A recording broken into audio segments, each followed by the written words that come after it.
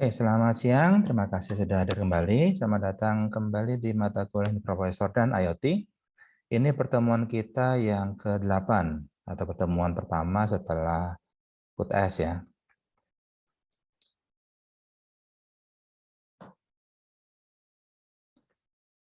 Nah, 2 minggu kemarin kita melaksanakan UTS dan teman-teman sebagai pengganti UTS-nya melaksanakan tugas besar. Tugas besarnya ada 3, sebenarnya bisa milih, yaitu membuat project di tinkercad.com. Yang project pertama membuat counter up dan counter down menggunakan 7 segmen, 1 unit aja. Dan antara up sama down itu bisa dipilih dengan menggunakan slide switch. Kemudian project keduanya yang bisa dipilih adalah menampilkan kata uji dan bilangan 1, 2, 3 secara bergantian pada 3 unit peraga 7 segmen. Jadi ada 3 unit peraga 7 segmen. Dia bisa menuliskan uji dan juga bilangan 1, 2, 3 selama 3 detik masing-masing. Jadi 3 detik tulisannya uji, 3 detik kemudian 1, 2, 3 detik kemudian uji lagi dan seterusnya.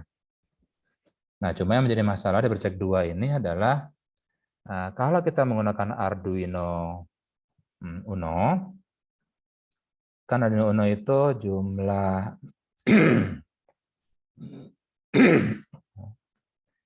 jumlah pin digitalnya itu lumayan terbatas. Ya, misalnya di sini.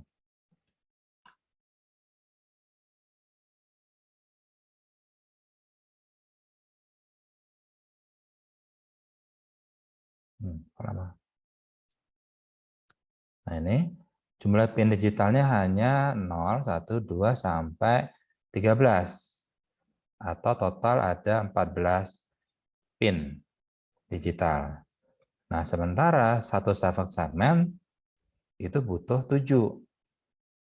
Nah, dengan menggunakan Arduino Uno, berarti kita sebenarnya hanya bisa mengendalikan 2 buah 7 segmen. Pin nomor 0 sampai 6 di sini buat yang 7 segmen sebelah kanan. Pin nomor 7 sampai pin nomor 13 untuk mengendalikan yang 7 segmen nomor yang sebelah kiri.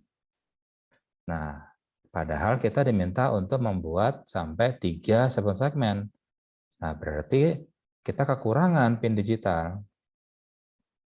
Nah, ada beberapa cara untuk mengakomodasi ini. Pertama adalah bisa menggunakan BCD to 7 segmen. Kalau BCD to 7 segmen, dia tentunya hanya akan membutuhkan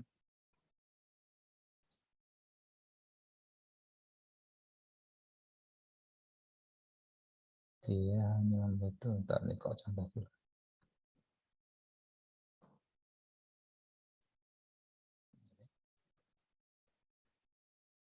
Jadi kalau kita menggunakan 7 segmen, BCD itu 7 segmen encoder, berarti kita hanya membutuhkan 4 saja. 1, 2, 3, 4. 4 ini masuk ke sini. Nanti yang mengendalikan apa yang muncul di 7 segmen adalah CD4511 ini. Begitu juga untuk yang sebelahnya. Kita hanya butuh 4 pin untuk bisa mengendalikan apa yang muncul di 7 segmen. Berarti 4, 4, baru 8. Berarti kita bisa nambah 1 lagi.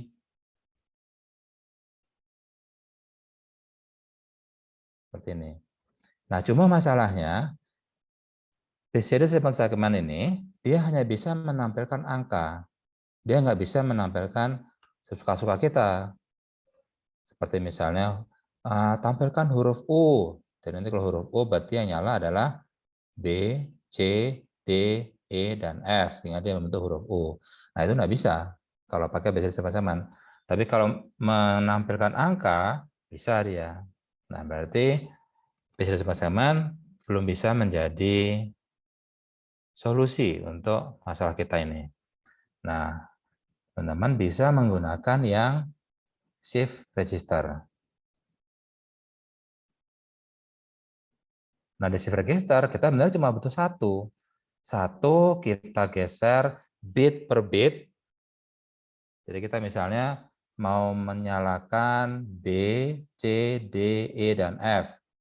Maka itu berarti kita akan mengirimkan 0, 1, 1, 1, 1, 1, 0. Kita kirimkan, tapi geser-geser dia. Kirimnya 0 dulu. Terus kirim 1, kirim 1, kirim 1, kirim 1, kirim 1, dan akhirnya kirim 0. Baru setelah semuanya terkirim, baru kita bilang, oke, nyalakan lampunya. Nanti dia akan menampilkan huruf U. Nah, itu kita bisa menggunakan yang ini, 7 segment shift register. Berarti kita butuh 3 buah shift register. Bahkan kalau menggunakan shift register, berarti kita sebenarnya hanya butuh 1 pin aja. 1 pin untuk mengirimkan datanya. Nah, cuma nantilah kita bahas, mungkin di minggu depan kalau ada waktu kita coba bahas bagaimana solusinya. Nah, kemudian untuk yang proyek ketiga, itu yang ya kalau menurut saya sih paling sederhana ya. Soalnya hanya menggunakan ADC, yaitu membaca tegangan input analog dari potensiometer, range adalah 0 sampai 5 volt, kemudian tegangan input analog tersebut diklasifikasikan ke dalam 3 kategori. Kalau tegangannya 0 sampai sama dengan 1,5 volt, maka tuliskan nilai tegangan dan tulisan low ke serial monitor. Tapi kalau tegangan 1,5 sampai 3,5, tuliskan medium. Kalau 3,5 sampai sama dengan 5, tuliskan high. Nah, ternyata dari semua teman-teman yang mengerjakan itu, ya hampir semuanya itu mengerjakannya versi 3. Ya, enggak masalah sih, kalau itu teman-teman yang ingin pilih. Dan terima kasih teman-teman sudah mengerjakan, semuanya sudah mengerjakan proyek. Jadi dari 44 peserta di kelas ini, 44-nya sudah mengerjakan tugas. Terima kasih, dan ini masih sedang kita kita nilai.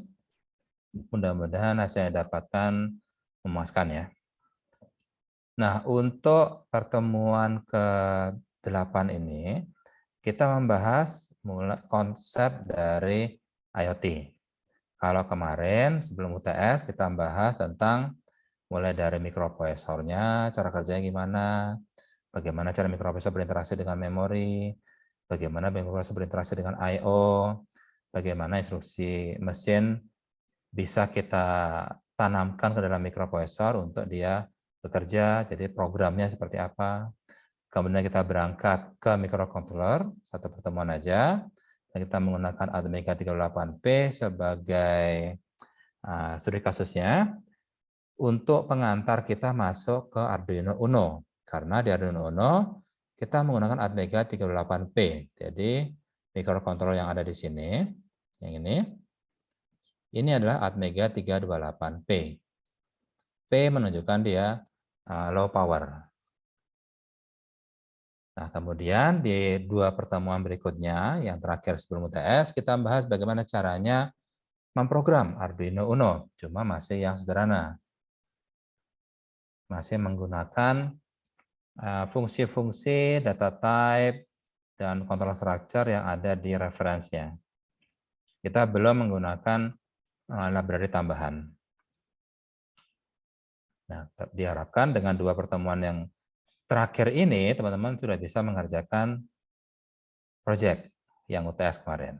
Oke, nah sekarang pertemuan ke-8 baru kita mulai bergeser ke IoT. Karena mata kuliah ini judulnya adalah mikroprosesor dan IoT.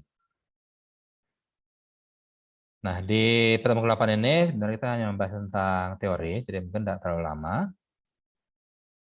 Di sini kita akan menggunakan referensi TUT 2060. Teman-teman bisa mendownload sendiri dari LMS. Kalau nggak salah di sini ada. Oh, ini bukan tempat kuliahnya. Langsung di sini mungkin ya. Oh ya, ini. Jadi kalau teman-teman klik di sini, nanti akan dilempar ke Google Drive saya. Yang isinya langsung ke ITUT Y2060. Oke. Nah, ITUT Y2060 itu salah satu standar yang mendeskripsikan atau menjelaskan tentang IoT. Jadi di sini kita ingin menjelaskan IoT itu apa sih gitu kok. Kayaknya banyak sekali orang yang bilang IoT, IoT, IoT.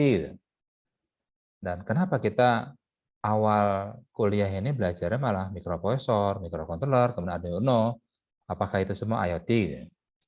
Nah, sebenarnya ada beberapa standar yang menjelaskan tentang IoT. Jadi tidak hanya ITUT, tapi juga dari IEEE pun juga punya standar sendiri untuk IoT.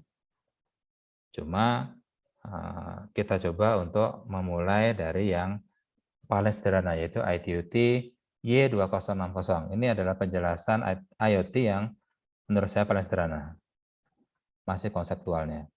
Karena dibuat tahun 2012, di mana pada saat itu IoT belum booming seperti saat ini. Nah, ITUT seri Y, ini seri Y dia sebenarnya menggambarkan tentang semua seri Y, itu menggambar tentang NGN, Next Generation Network. Jadi IoT, menurut ITUT, di tahun 2012, IoT masih termasuk sebagai NGN, Next Generation Network. Kasarannya, kalau ada yang bertanya, apa sih NGN itu, Next Generation Network? Kok kayaknya dulu booming banget, sekarang memang udah nggak terlalu booming. Tapi dulu tahun 2002 sampai 2008 itu benar-benar booming. Bahkan PT Telkom pun sampai membuat satu unit khusus untuk untuk mendeklarasikan bahwa kita fokus loh mendeliver NGN, Next Generation Network. Nah, kemudian mereka ditugaskan, unit itu di Telkom, PT Telkom itu ditugaskan untuk tolong buatkan roadmap agar Telkom bisa mencapai NGN, Next Generation Network. Nah, pertanyaan pertama pasti, jadi NGN itu apa?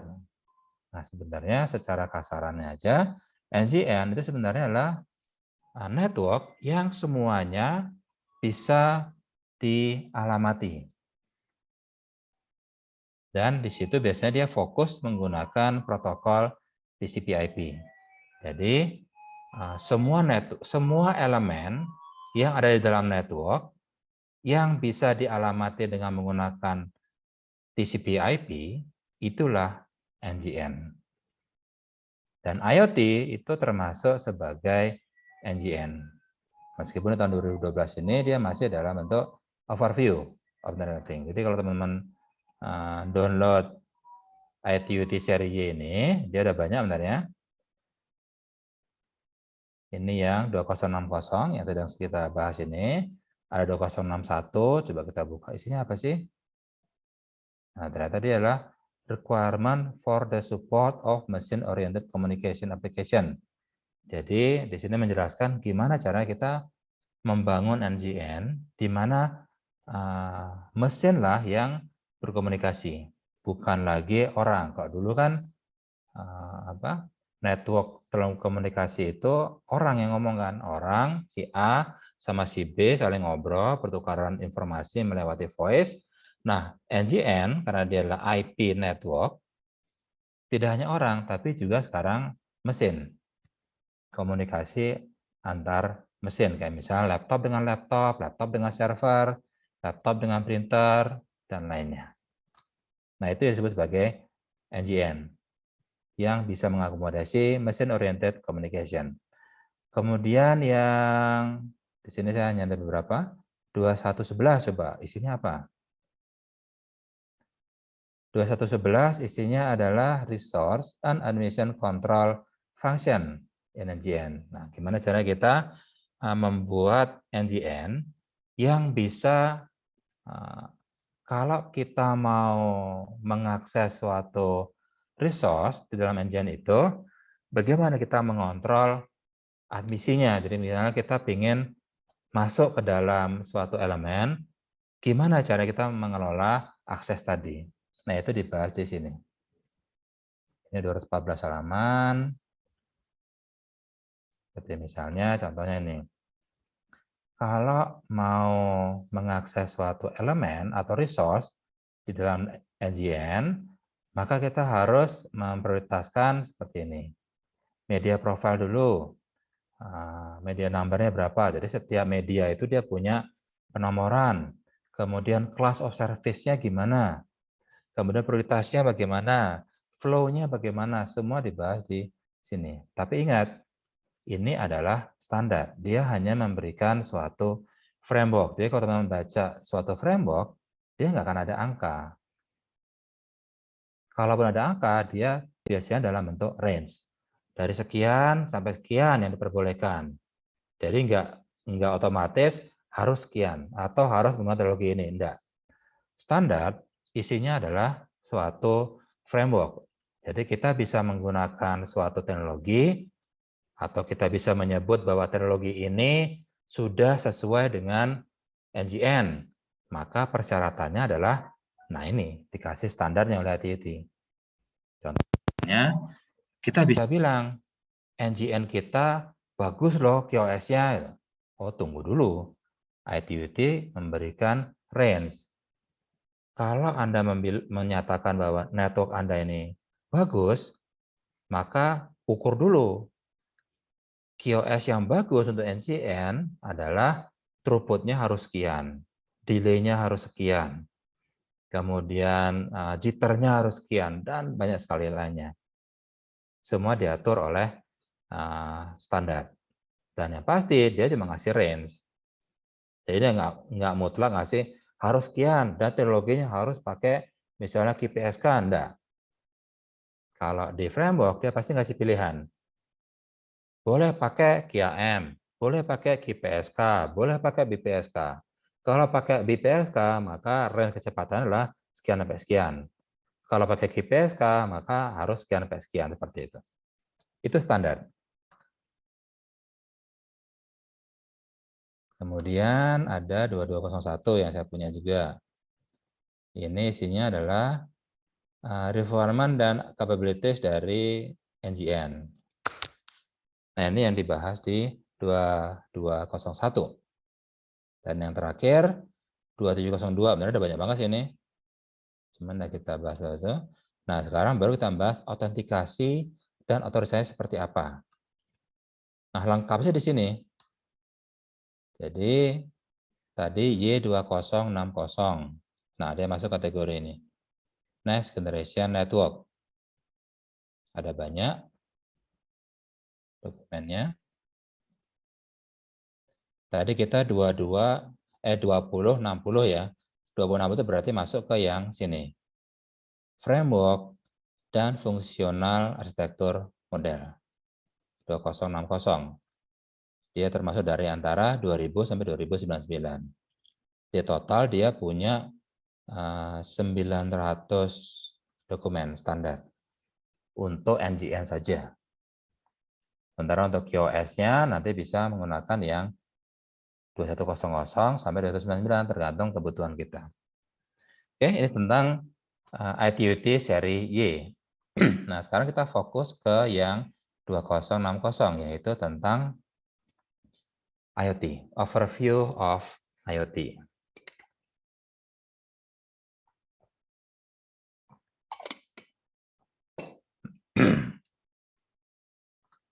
Nah, di sini kita langsung aja masuk ke arsitektur modelnya. Karena di sini biasanya kalau standar itu pertama adalah definisi, singkatan. Nah, baru sekarang kita bahas ini.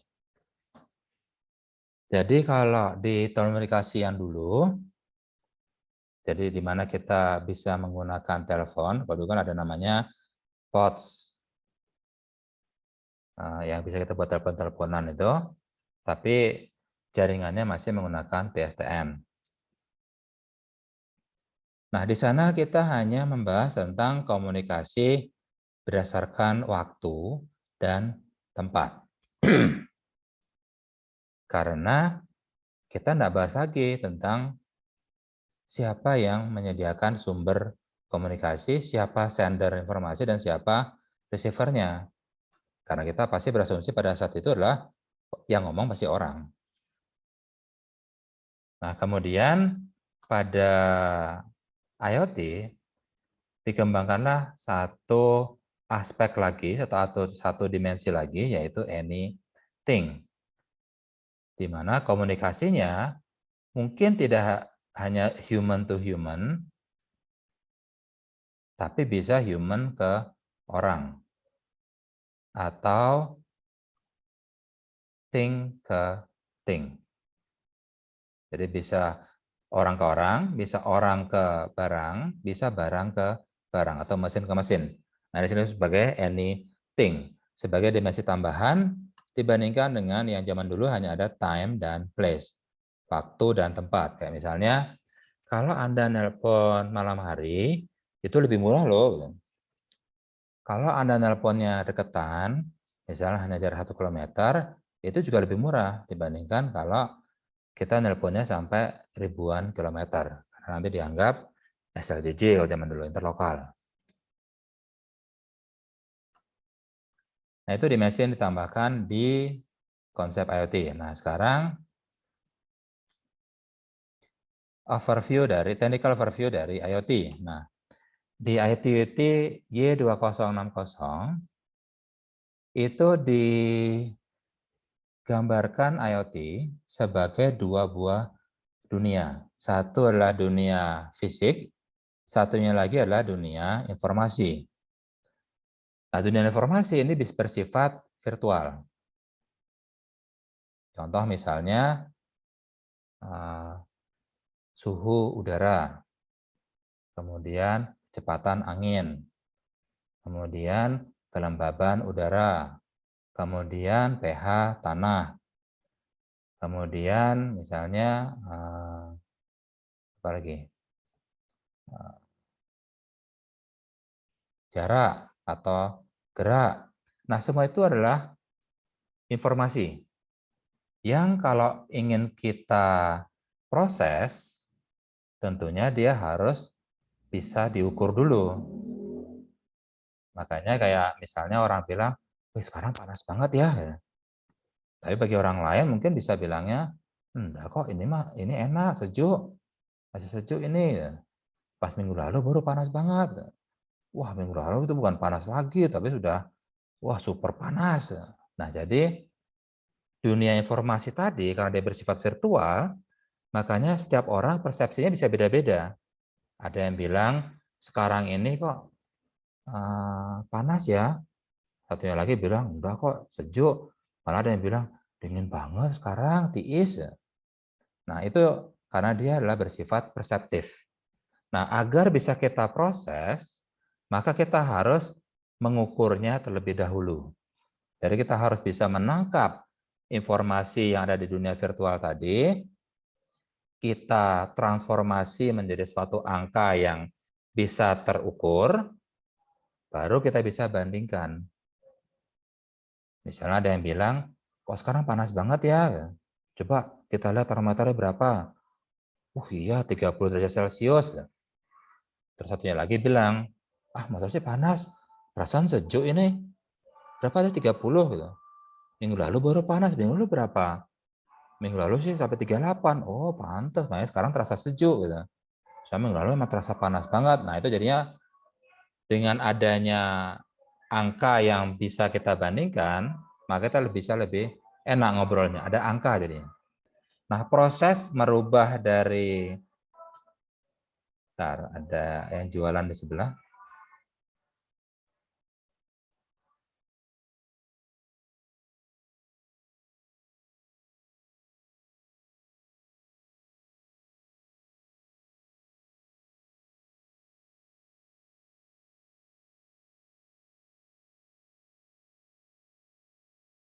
Oke, udah.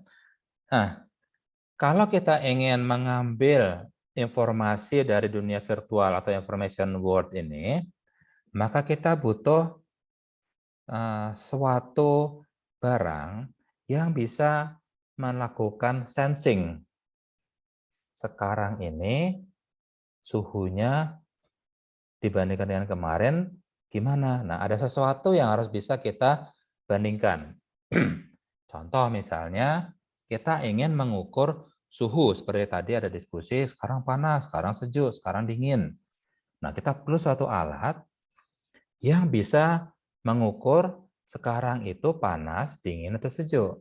Tapi dia juga hanya bisa melakukan perbandingan.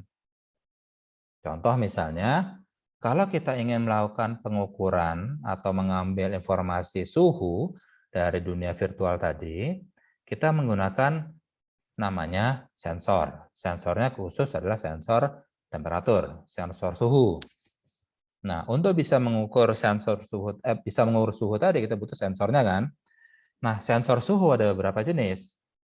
Ada sensor yang menggunakan termistor.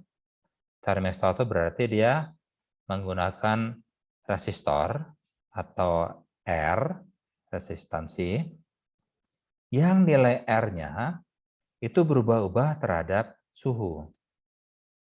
Kalau suhunya sekian, maka dia R-nya sekian. Kalau suhunya sekian, maka R-nya sekian, dan seterusnya. Jadi dia nilai R-nya bisa berubah-ubah tergantung pada suhu. Itu termistor. R-nya berubah-ubah terhadap T. Makanya termistor. Term resistor. Oke, ada beberapa contoh lainnya lagi. Ada beberapa tipe dari sensor suhu lagi. Ada yang menggunakan plat besi, atau ada yang menggunakan termokapel. Termokapel itu dia ada dua buah logam yang indeks indeks muainya beda. Sehingga pada saat suhunya sekian, dia mungkin lurus. Tapi begitu suhu dinaikin, yang ini karena indeks muainya lebih tinggi, dia jadi panjang. Nah, karena panjang, dia jadi melengkung gini jadi dia, karena dia panjang. Mendorong yang ke sini. Begitu suhunya lebih tinggi lagi, tambah miring lagi. Tapi begitu dia dingin, maka dia justru jadi ke sini. Dan ke sini, dan seterusnya. Nah, tingkat bengkoknya logam ini itu yang diukur. Kalau dia menggunakan teknologi termokapel. Tapi di sini kita coba fokus ke yang termoresistor ya. Nah, termoresistor berarti tadi ada resistor yang nilai R-nya itu berubah tergantung dari suhunya berapa. Nah, nilai R tadi itu nanti kita skalakan. Nah, makanya skala di sini itu kita biasanya menggunakan ada 3 standar yang bisa kita kenal, ada Celsius, ada Reaumur, dan juga ada Fahrenheit. Dan kita biasanya menggunakan 2 titik sebagai pedoman, yaitu titik beku air dan titik uap air. Yaitu kita akan lihat, kita misalnya termistornya kita misalnya celupin ke air yang pas dia mau membeku, kita ukur R-nya berapa. Misalnya, jadi kita coba air mulai membeku. Diukur R-nya misalnya, oh ini adalah 10 ohm. Oke, terus air mulai menguap.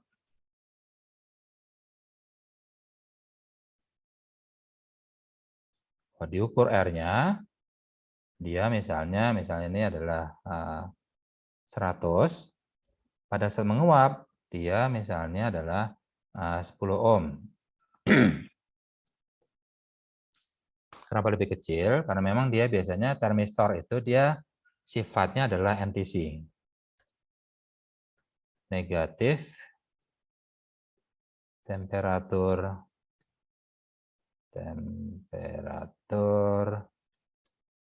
koefisien. Maksud dari temperatur itu adalah semakin tinggi suhunya, sebaliknya semakin kecil R-nya. Itu yang diingat, jadi dia negatif temperatur negatif koefisiennya. Makanya pada saat dia membeku, kebalik ya. Pada saat dia membeku, dia 10 ohm. Pada saat dia air mulai menguap, dia justru jadi, benar. Pada saat dia rendah, dia airnya tinggi. Pada saat suhunya tinggi, airnya justru kecil. Oke, udah benar. Nah, ini nanti akan kita skalakan. Oke, berarti R 100 ohm ini kita skalakan ya. Misalnya kita pakai skala Celcius, maka pada saat R-nya 100 ohm, ini dia adalah 0 derajat. Dan pada saat 10 ohm, dia adalah 100 derajat. Seperti ini. Ini kita menggunakan Celcius. Tapi kalau misalnya menggunakan Fahrenheit, maka di sini jadi berapa? 0 ya? Minus 32 ya masalah ya. Saya juga lupa. Minus 32 derajat. Kemudian, nah ini saya lupa juga. Ya, pokoknya seperti itulah. Jadi standarnya bisa beda-beda. Kalau pakai Celcius 0 derajat sebagai pada saat R-nya 100 ohm, pada saat R-nya 10 ohm, dia dengan sebagai 100 derajat. Sehingga pada saat nanti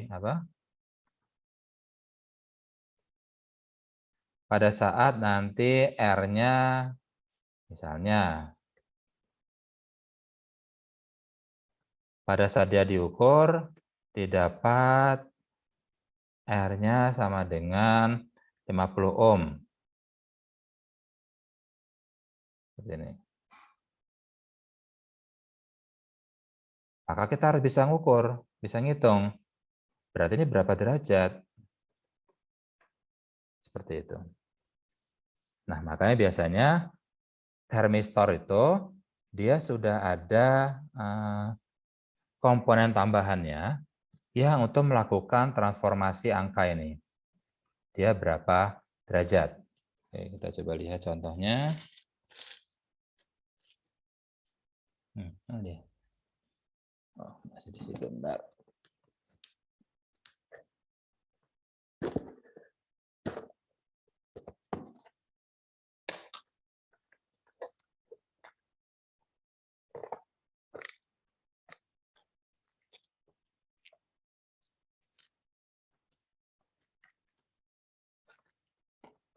Jadi, misalnya, berarti saya harus jangan pakai blur.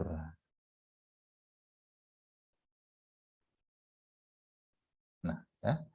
Contohnya misalnya adalah ini. Ini adalah perangkat temperatur sensor. Dia adalah kodenya DHT22. Kalau teman-teman perhatikan di sini. Ini. Dia di dalam sini memang nggak kelihatan ada apa-apa. Dia cuma ada kotak. Tapi kalau teman-teman buka di dalamnya dia ada semacam chip atau komponen. Nah, komponen itulah yang akan mengukur R-nya berapa. Sehingga nanti angka yang diambil dari sini itu sudah dalam bentuk angka. Jadi sini ada 3 buah konektor.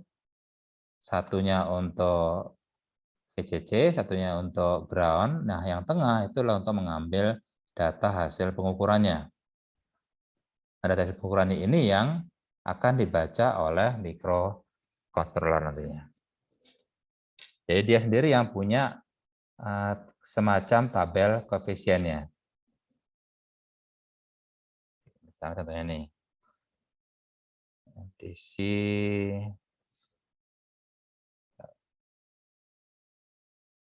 temperatur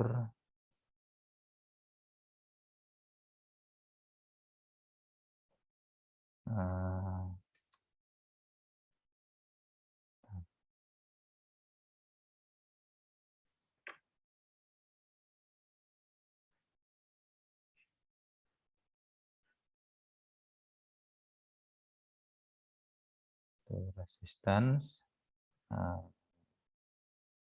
graph. Atau ini? Ada nggak gambarnya? Kita coba lihat. Oh, itu ada tadi. Nah, misalnya seperti ini. Jadi setiap NTC itu dia beda-beda. Contohnya ini. Misalnya seperti ini. Di sini kelihatan kurvanya, dia adalah koefisiennya negatif. Berarti pada saat dia 0 derajat, maka R-nya adalah 20 kilo ohm. Pada saat dia 20 derajat, dia sekitar 6 kilo ohm. Dan pada saat 40 derajat, dia sekitar 3 kilo ohm. Dan ini semakin kecil. Yang artinya semakin tinggi tegangannya, semakin tinggi temperaturnya, semakin dia tidak presisi. Dia hanya presisi di daerah di sini, yaitu antara 0 sampai 30 derajat Celcius. Ini di mana dia lumayan presisi, tapi begitu lebih dari 40 derajat, dia sudah nggak presisi. Misalnya seperti ini. Kalau kita, ya, image, kita coba copy ke Paint.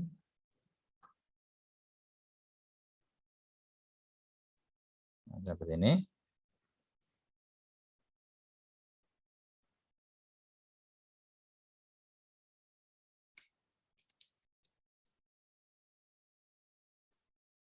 Misalnya saat ini adalah minus 10 misalnya di sini ya. Minus 10, maaf. Belum saya bikin sebagai, udah. Misalnya dia adalah minus 10. Berarti dia 35 kilo ohm. Kemudian kita ingin mengukur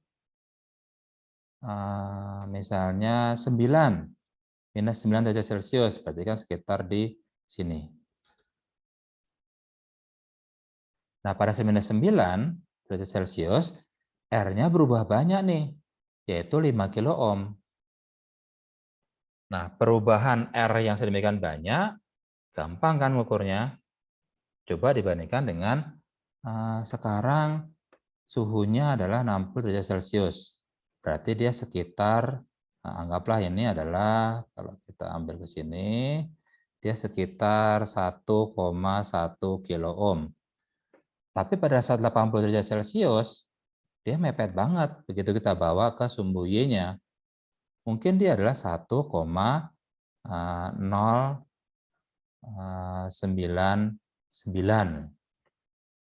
Nah, itu kan range-nya kecil banget kan dia. Jadi, kemungkinan untuk salah mengukur, dia jadi tinggi. Jika sebenarnya tegangannya mungkin dia bilang 60 derajat Celcius sekarang. Padahal mungkin sebenarnya sudah 70 derajat Celcius. Karena dia memang nggak teliti di situ. Tapi kalau tegangannya rendah, temperaturnya rendah, seperti misalnya daerah sini sampai sini, dia gampang mengukurnya karena perubahan R-nya itu besar. Kayak tadi misalnya, di sini hanya berubah 1 derajat Celcius saja, R-nya itu berubah sampai 5 kilo ohm. Jadi gampang kan mengukurnya. Nah, ini contoh dari NTC.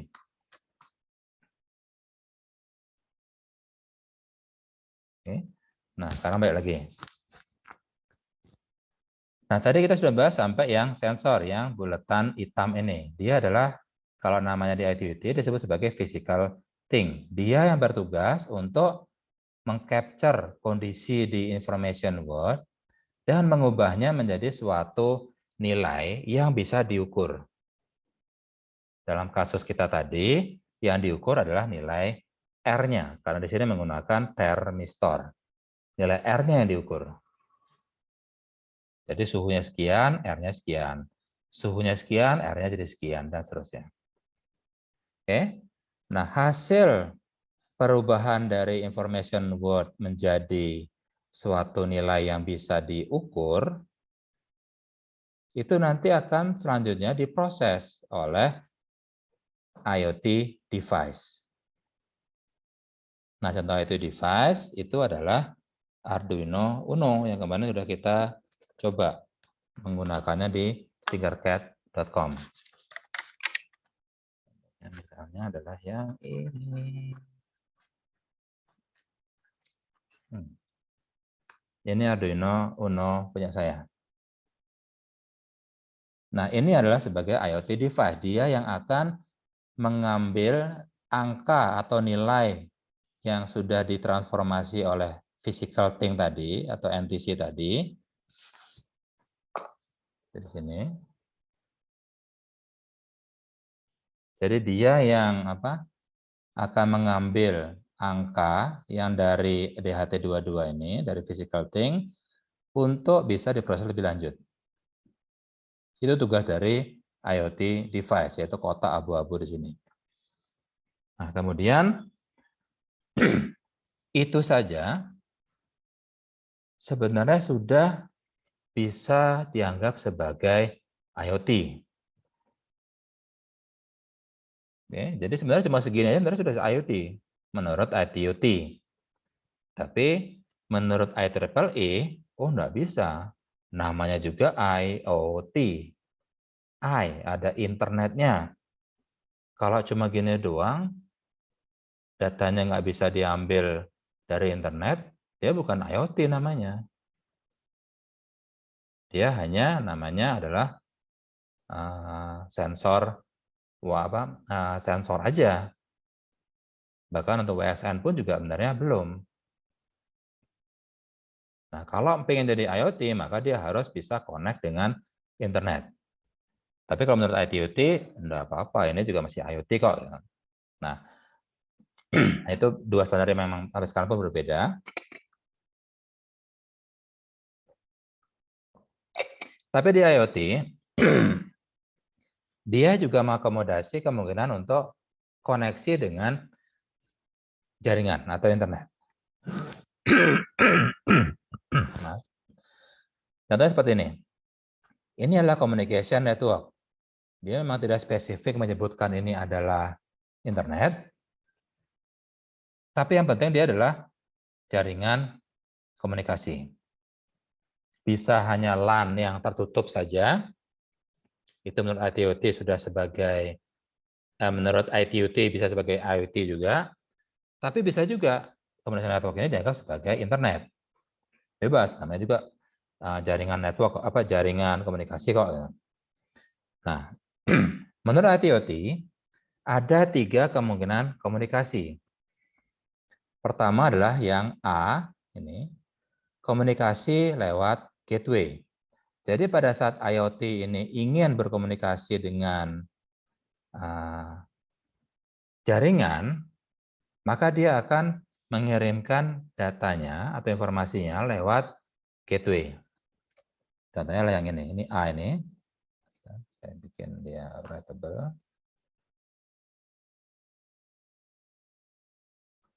Jadi seperti ini misalnya A, dia dari IoT device, dia berkomunikasi lewat gateway untuk bisa mengirimkan data ke communication network-nya. Itu kondisi A. Jadi kalau suatu IoT device ingin ngirim informasi ke jaringan komunikasi, maka dia akan mengirimkannya lewat gateway. Contohnya apa? Contohnya adalah misalnya Wi-Fi. Kalau si device di sini ingin mengirimkan datanya lewat mengirimkan datanya ke internet, dia bisa menggunakan koneksi Wi-Fi. Dan gateway-nya adalah access point-nya. Kan ada namanya access point kan, dan komunikasinya lewat Wi-Fi. Wi-Fi itu komunikasinya, gateway sendiri itu namanya access point. Oke. Itu kalau kita menggunakan Wi-Fi. Tapi kalau menggunakan komunikasi yang lain, contoh misalnya saya ingin berkomunikasi atau mengirimkan data dari device saya ke jaringan lewat jaringan GSM misalnya. Maka kalau kita menggunakan GSM, maka gateway-nya itu bukan lagi access point, tapi sudah namanya adalah MSC. Message Switching Center. Teman-teman masih ingat di teknologi apa pada saat belajar mobile network itu ada namanya MSC kan? Ada BTS, ada BSC, ada MSC seperti itu. Itu kalau kita menggunakan komunikasi yang via gateway. Nah, alternatif kedua adalah komunikasi tanpa melewati gateway. Contohnya seperti ini. Jadi, temperatur di sini yang dari information word akan disensing oleh termistor yang ada di physical thing di sini. Jadi ada termistor. Termistornya diukur R-nya oleh IoT device. Jadi di sini ada R, diambil oleh IoT device dan langsung dikirimkan ke jaringan tanpa melalui gateway.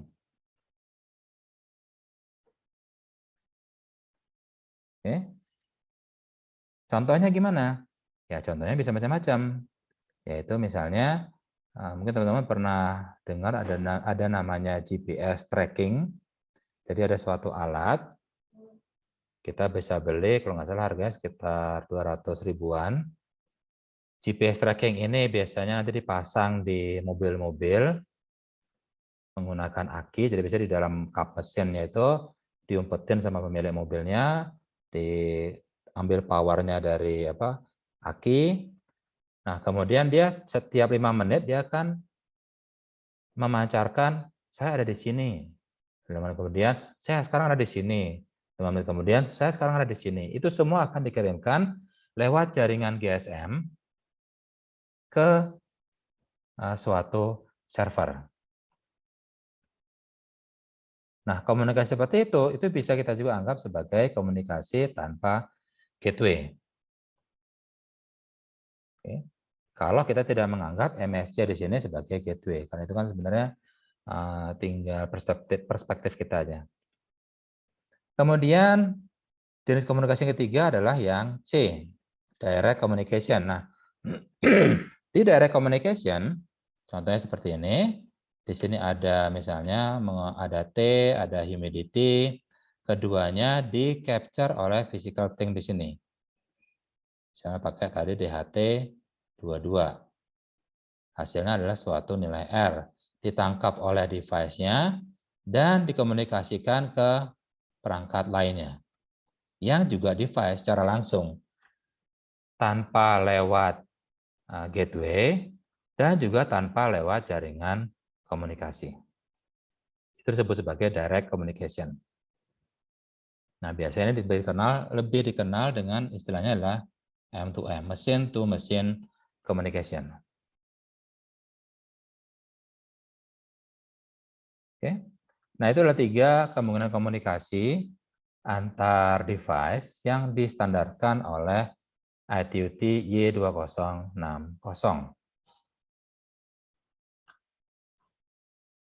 Oke.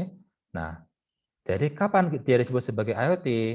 Nah, kalau menurut ITU-T, ya sepanjang ada physical device, sepanjang ada IoT device, maka dia sudah bisa disebut sebagai IoT. Meskipun datanya itu tidak dikirimkan kemana-mana. Jadi bisa saja kita membuat suatu IoT device seperti ini, yang datanya disimpan ke dalam misalnya EEPROM-nya, atau mungkin kita bisa nambah SD card ke sini. Nanti seluruh data rekaman dari termistor ini DT22 itu nggak dikirim kemana-mana, tapi justru disimpan cukup di SD card saja. Jadi nggak perlu komunikasi kemana-mana. Nah itu pun sudah dianggap sebagai IoT menurut ITU-T. Tapi kalau menurut IEEE, nggak bisa, namanya juga IoT kok, ada I-nya, ada internetnya. Kalau cuma gini doang, internetnya mana? Nah, makanya kalau di IEEE, dia mensyaratkan harus ada komunikasi dengan jaringan komunikasi. Nah, kalau di ITU-T, ya enggak apa-apa. Kalau mau komunikasi silakan, enggak mau komunikasi juga enggak apa-apa. Contohnya seperti yang di sini. Dia standalone. Tapi kalau mau komunikasi, silakan bisa lewat gateway, bisa tanpa gateway, atau bisa direct atau mesin to mesin. Oke. Nah, kemudian di sini juga sedikit dibahas tentang layering, layer di dalam IoT. Jadi di sini ada IoT reference model. Kalau di IoT, dia menggambarkan seperti ini. Ada device layer, kemudian ada network layer. Nah, ini biasanya ada device-nya. Inilah device-nya. Kemudian ini adalah nanti datanya mau dikirim kemana ya? Apa lewat mana ya? Nah, inilah gateway capabilities. Karena Arduino Uno misalnya, kita bisa milih. Oh, saya mau ngirim datanya lewat Wi-Fi ya. Oke, kalau mau lewat Wi-Fi berarti nanti bisa beli perangkat tambahannya ya. Perangkatnya ada.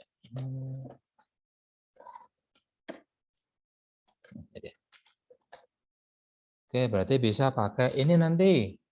Jadi nanti ini dicolokin. Ya nggak langsung gini sih, cuma dia bisa dicolokin langsung.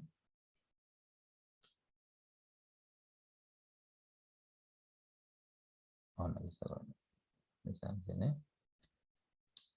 Nah, misalnya gini, dicolokin. Nanti data hasil pengukuran DHT dua-duanya dikirimkan lewat sini, lewat Wi-Fi menggunakan ini gateway capabilities-nya, yaitu node ini adalah ESP8266.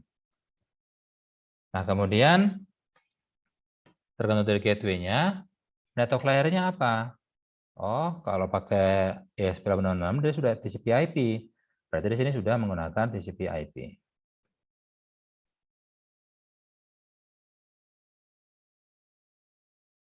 Kemudian baru layer ketiganya yang di atas, service support dan aplikasi support layernya apa? Contoh misalnya, data-data yang dikirimkan ke atas di sini dari device, misalnya ini saya pakai warna beda.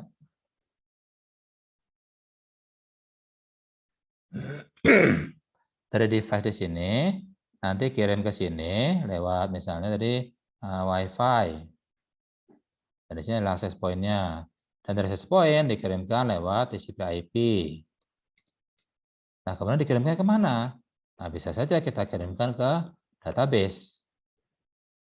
Nanti dari database ini baru nanti diangkat ke atas lagi. Misalnya, oh saya perlu aplikasi lewat smartphone misalnya.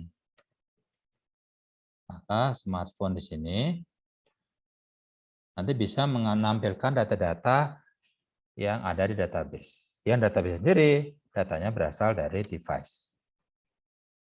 Jadi kalau di IoT dia digambarkan dengan menggunakan 4 layer ini. Device layer, network layer, service support, misalnya database, dan terakhir adalah layer aplikasinya untuk pengelolaan. Oke. Nah, itu disebut sebagai IoT reference model. Nah, untuk yang pertemuan ke-8 ini sebenarnya cukup sekian saja. Jadi ini adalah jembatan, pertemuan 8 ini sebenarnya menjembatani dari yang tadi kita belajar Arduino Uno yang hanya hanya bersifat ini, bisa ngapsar data boleh, kemudian datanya display ke segmen boleh. Nah, kemudian kita karena tadi disebutkan di IEEE, dia bukan IoT kalau dia belum connect ke internet. Nah, kita bisa menggunakan 8266 ini untuk mengirimkan data hasil pengukurannya ke internet. Seperti ini. Nah, nanti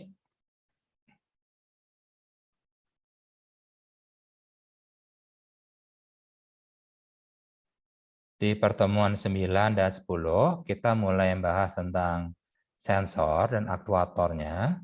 Kemudian 10 kita bahas tentang LED, LCD, dan segmen juga. Nah, baru kemudian yang ke-11 ini kita belajar konektivitas.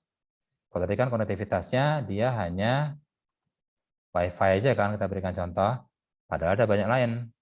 Kayak misalnya ada Zigbee, ada Narrowband IoT, ada Long Range, ada juga Bluetooth Low Energy, ada banyak sekali connectivity yang disediakan untuk IoT, untuk IoT device itu bisa mengirimkan datanya ke internet.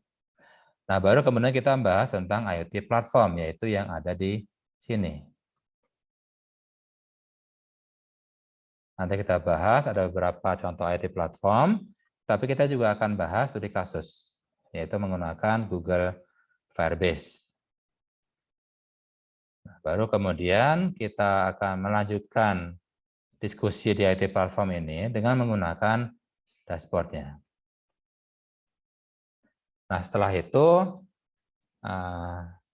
teman-teman akan diperkenalkan untuk dashboard presentation atau nanti bisa diganti dengan kuliah tamu. Kita bisa mengundang tamu dari luar untuk memberikan semacam gambaran seperti apa sih IoT di dunia luar itu. Agar teman-teman bisa kebayang, oh IoT itu implementasinya seperti ini loh gitu, di luar itu. Oke. Nah, untuk pertemuan kali ini cukup sampai sekian saja. Mungkin ada pertanyaan dari teman-teman?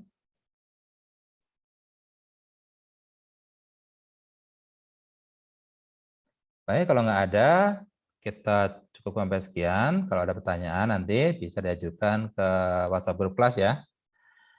Oke, terima kasih dan selamat sore semuanya.